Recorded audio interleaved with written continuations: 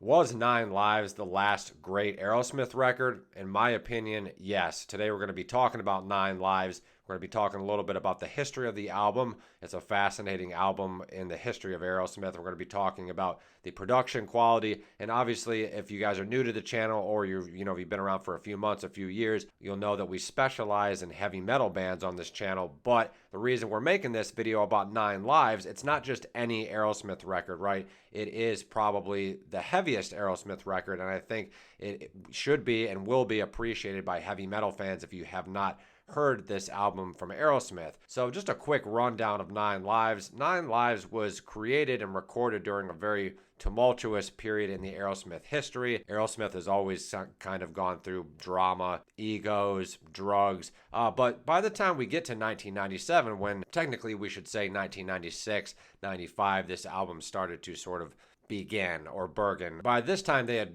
pretty much gotten sober. Aerosmith at this time was under the psychotic control, I guess you could say, of their manager, Tim Collins, who was actually kicked out of the Aerosmith enterprise roughly around 1996. Now, Tim Collins is an interesting story. We're not going to delve too far into the drama with Tim Collins in this video because that would make for a whole nother video all in itself. But basically, he was an over-controlling manager slash handler. He was sort of trying to play the band members against each other, trying to play the band members' family members against each other, and he really thrived off of just completely controlling and manipulating, mind you, every single member of Aerosmith. So they basically kicked him out in 1996. And also during the recordings of Nine Lives that actually began in Florida with a producer by the name of Glenn Ballard, they originally started recording the demos with. Subsequently, Joey Kramer was having a nervous breakdown during the early recordings of Nine Lives. So Joey Kramer took a break. This is all documented in Joey Kramer's autobiography called Hit Hard. It's like a memoir. Definitely recommend checking it out. Joey Kramer's father had just died. He was going through a lot of hidden and latent trauma and stress from what Steven Tyler had done to him over the years. So it was the nervous breakdown of Joey Kramer was related to Joey Kramer's relationship with his father and the trauma that his father inflicted on him. But there's also some tensions that were going on with Aerosmith. We're not going to do a full breakdown on the history of Joey Kramer in this video. But as far as the drama behind Nine Lives, that's pretty much the basic rundown. And they actually switched producers by the time Nine Lives is released. They end up recording in New York City with another producer by the name of Kevin Shirley, who has worked with the Black Crowes. He's worked with all kinds of rock bands. And I think that's definitely how they achieved that really, really raw sound. And before Joey Kramer actually came back on board to finish the drum tracks with, for Nine Lives with the rest of the guys in Aerosmith, they worked with another drummer by the name of Steve Ferrone. Everybody knows who Steve Ferrone is, kind of like a fusion rock drummer type deal. He has a pretty high profile. But the demos, the actual recordings that were the collaboration between Aerosmith and drummer Steve Ferrone just weren't really coming to fruition. They just weren't sounding great. It didn't sound like Aerosmith. It was definitely missing that heavy Joey Kramer element. And I'm, very thankful that Joey Kramer ended up coming back on board to cover the rest of the tracks for Aerosmith to solidify this great, awesome, heavy metal Aerosmith album. Those are sort of the historical things surrounding Nine Lives. And I was actually at the record store the other day, and I found it on cassette. Now, obviously, I have the CD copy. I've been listening to this for quite some time, and I just thought it would make for a great video because, like I said, this video is definitely the heaviest Aerosmith album. Obviously, in my opinion, the last great Aerosmith record that we really got. This was the follow-up to 1993's Get a Grip, which had some really great songs on it, but Aerosmith obviously went in a very ballady kind of direction with all the Alicia Silverstone, Liv Tyler music videos in the early 90s with Get a Grip. And I remember when I was driving around, it was like me and my mom and my brother and my dad, I think. My mom had this on cassette, and she put this on the cassette, and I heard the opening track called Nine Lives when Steve Tyler's doing all those crazy cat vocals. And it not only did it shock me, and it kind of scared me because I was like in elementary school, and then all of a sudden you hear Steven Tyler, howling like a cat, and then he goes into this crazy scream. It's almost like a death metal scream. And then, Joey Kramer's drums kick in and they're just really down tuned on the guitars and they're going like, it's just like the guitars are chugging. And it's just, oh man, this album just blew me away. And I was like, what the hell? I was afraid of it at the time because it was just too heavy for, an elementary school kid.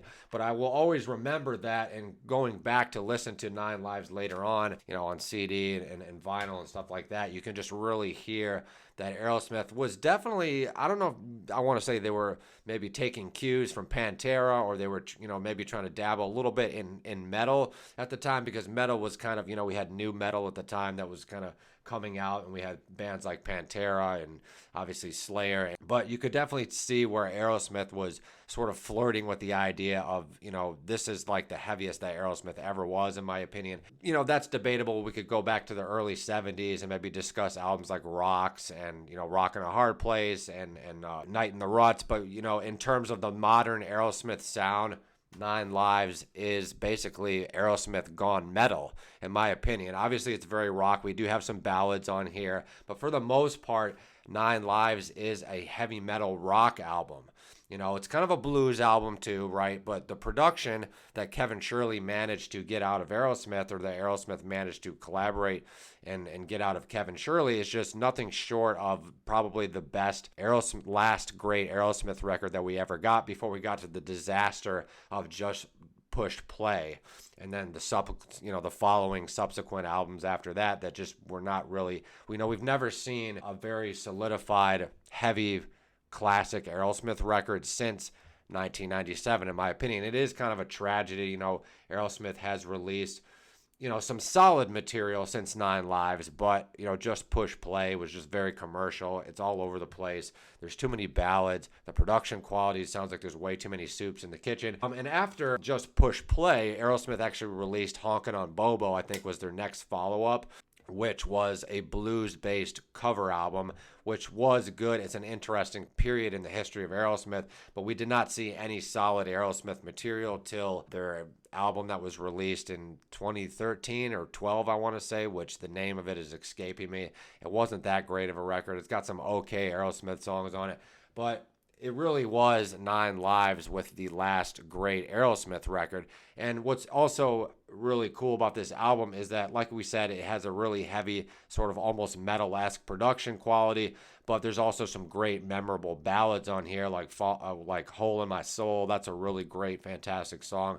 We got Full Circle. That's a sort of a story about life and how fast life goes by. Just really great lyrics, insightful. We also have Pink. That was one of Aerosmith's big hit songs in the late 90s. I remember riding around the bus in elementary and middle school, and Pink was just constantly playing. But just a quick rundown of the tracks here. We have Nine Lives, which is the opener, like we discussed, which is super heavy. Coming in at number 2, we have Fallen in Love is So Hard on the Knees, a really great sort of tongue-in-cheek song that we would expect from Aerosmith. It's got great heavy production quality. Coming in at number 3 is the epic ballad Hole in My Soul. This was a collaboration between Tyler and Desmond Child, I believe. He's been on board with Aerosmith, writing songs since the late 80s. Coming in at number 4 with one of the other really great heavy, almost metal-esque Aerosmith songs is Taste of India. Just a really sleazy, kind of creepy Aerosmith song. When I say creepy, I mean like it just kind of has a scary, sort of creepy vibe to it. It has a very sort of dark, sleazy aesthetic to it, which I really think is great. Full Circle is just a sort of run-of-the-mill ballad that's really great. Number 6, we have another really heavy song called Something's Gotta Give. That's a really, really heavy Aerosmith song. Coming in at number 7, we have another one called Ain't That a Bitch. I think it's kind of like a sort of a blend between a rock and a ballad maybe. Number 8, we come in with The Farm, which is a really chuggy sort of metal-esque Aerosmith song. All these songs, apart from the ballads, are all kind of metal-esque, so that's why we're saying that. Crash is probably Aerosmith's, one of the heaviest Aerosmith songs that's ever been written. It sounds like a thrash metal song or something. It's just really brilliant. Coming in at number 10, we have Kiss Your Past Goodbye. That's a pretty decent ballad. Number 11, we come in with Pink, which is another, I don't want to say ballad. It's more of just like a rock blues sort of song, but it's really funny. It's really tongue-in-cheek. and something you would expect from Aerosmith. Number 12, we have another sort of heavy metal-esque Aerosmith song called Attitude Adjustment. Pretty solid track. The album sort of is finalized by Fallen Angels coming in at number 13, which is a pretty solid Aerosmith song. As a whole, the album is fairly cohesive, and not only do we get a really great blend of rock and metal-esque Aerosmith qualities, but we also get the ballads, and the production quality is interesting because not only did they have all the struggles with Joey Kramer, almost didn't even perform on the project, but he was eventually obviously brought back on, thank God. But they definitely went for broke on the sort of heavy sound that they had in the old days with Rocks or Draw the Line or Rockin' a Hard Place, or even Done with Mirrors. It's not that real commercial, clean production quality that we're used to hearing from Aerosmith, which I think is awesome. It's definitely reminiscent of those late 70s, mid to early middle 80s Aerosmith albums that fans were really hungry for at the time. And it's a great follow-up, I should say, to Get a Grip, which was sort of disappointing commercially and lyrically and musically among fans and among critics. And with this album in particular, Nine Lives, we definitely see Aerosmith going back to what they did best. And it's kind of a sad album because it was so great, but we never got anything this great again, in my opinion, in the Aerosmith retrospective. So I think we pretty much covered all of the material that we wanted to discuss with Aerosmith's Nine Lives. Let me know if you all are familiar with this album. If you're metalheads, it's definitely an album for you. It's probably Aerosmith's heaviest record, and it was at the turning point between obviously the late 90s when Aerosmith had kind of already sold out with Permanent Vacation and Pump and Get a Grip, but they were still Aerosmith at this point before they sort of brought in way too many songwriters and way too many studio collaborators, and the Aerosmith sound. This is basically the last that we ever got that was reminiscent of legendary Aerosmith. So thank you so much for watching this video. Make sure you guys hit up the links in the description. Let me know your thoughts and feelings about Nine Lives, and we'll see you all in the next one.